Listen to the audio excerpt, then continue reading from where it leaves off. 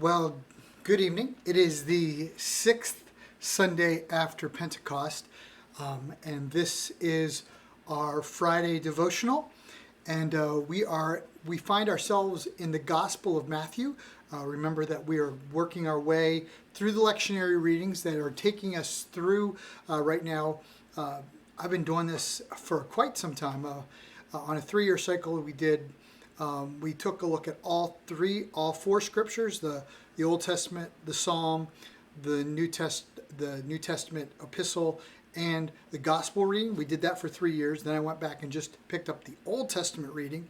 Then we went back and did the Psalm reading, and then we went and got the epistle reading. So that's 4 cycles of 3. So that's 12, and I think we're in year 13 or 14, and we're currently in year, if I'm not mistaken, we are in year A. Just let me double check that. Yes, we are in year A, so we've got another year and a half or so of this. In the last, since Easter, with the whole COVID thing, we've been doing them via video. It's just something that we started, been spending so much time in front of video, just kind of got really used to the format. So we are looking at Matthew 13, 1 through 8, or 1 through 9, and then also 18 through 23. And is the parable of the sower. A parable, you may recall, a parable is an earthly story with some sort of kingdom punchline. We're going to take a look at this idea of an earthly story that has a kingdom punchline. That's what Jesus is trying to get at here. We find ourselves in Matthew chapter 13, 1 through 9, and then we'll go to 18 through 23. Later that same day, Jesus left the house and sat beside the lake. A large crowd soon gathered around him, and he got into a boat, and then he sat there and taught it as the people stood on the shore. And he told many stories in the forms of parables, such as this one. Listen, a farmer went out to plant some seeds. As he scattered them across his field, some seeds fell on the footpath, and the birds came and ate them. Other seeds fell on the shallow soil with underlying rock. These seeds sprouted quickly because the soil was shallow. But the plants soon wilted under the hot sun, and since they didn't have deep roots, they died. Other seeds fell among the thorns that grew up and choked out the tender plants. Still other seeds fell on fertile soil, and they produced a crop that was 30, 60, and even 100 times as much as had been planted. Anyone with ears to hear should listen and understand. So there's the thing. Those who have ears to hear. This is said numerous times by Jesus, and we even find it again in the book of Revelation, that in the revelation of Jesus Christ, because Jesus is speaking to the 7 churches, and he says, "He who has an ear to hear, let him hear." And so we get this idea, and so his disciples eventually came around like, Jesus, what was all that about? What did all that mean? And so Jesus explains it in secret to his disciples.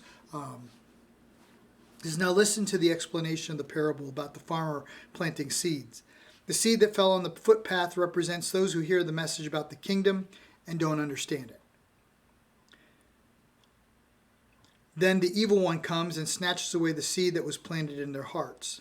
The seed on the rocky soil represent those who hear the message and immediately receive it with joy, but since they don't have deep roots, they don't last long. They fall away as soon as they have problems or are persecuted for believing God's word. The seed that fell among the thorns represents those who hear God's word, but all too quickly the message is crowded out with the worries of this life and the lure of wealth, so no fruit is produced. The seed that fell on good soil represents those who truly hear and understand God's word and produce a harvest of 30, 60, or even 100 times as much had been planted. And I remember Pam preached a message on this back when we were in Stanton, Virginia, at Parkway, she asked, how fertile is your soil? And that's a great question. How fertile is your soil? Because and which one of those are you? There are four soils. There's the rocky ground, the ground that where even if the seed hits it, they hear the word, but and he's really speaking to believers here. He's not speaking to he's speaking to these who have actually heard the word and know what it's supposed to mean. And so there are those who the seed hits the ground. Right here in Eldred and the Twin Tiers, we are starting to work on a bit of a drought, and it's been dry here for quite a few days, and we keep hoping for thunderstorms or even a thunderstorm. And it's rained a little in the last 3 or 4 weeks, but we wake almost up every morning dry ground, and so the ground's starting to get hard, and the grass is starting to get crunchy. And those who think about those who hear God's word, they hear the good news of the kingdom, and they simply say, "It's not for me." It hits their heart, and it bounces off, and they don't receive it. And even if the seed that is planted gets snatched away, it's just the thought just sits there on the top, and it's taken away. And then there are those who are planted on the rocky soil, and they receive it with joy, but their Christian life is always rather shallow. It just never goes anywhere. They've heard it, and it just sits there, and they just never go anywhere. We sang a great song on Sunday called "Deeper, Deeper in the Love of Jesus," and "Deeper, Let Me Go." My prayer is that you definitely wouldn't be part of the rocky soil. The rocky soil is you can say all the right words, you know all the right songs, but it doesn't go anywhere. They're just content, and eventually, because they don't have the deep roots, they just kind of sort of fall away. Then there's those who fall in the thorny soil, among the weeds. We've got just about 50 feet to that direction over there. We've got this bamboo. It likes the wetness there. It is this just is, and it just grows, and it's just nasty. I'm always cutting it down with the machete. But nothing can grow over there because it just kind of takes over everything. And so there's some big patches of grass, but it wants to take over the whole yard, so it just keeps coming in. And that's sort of that next person.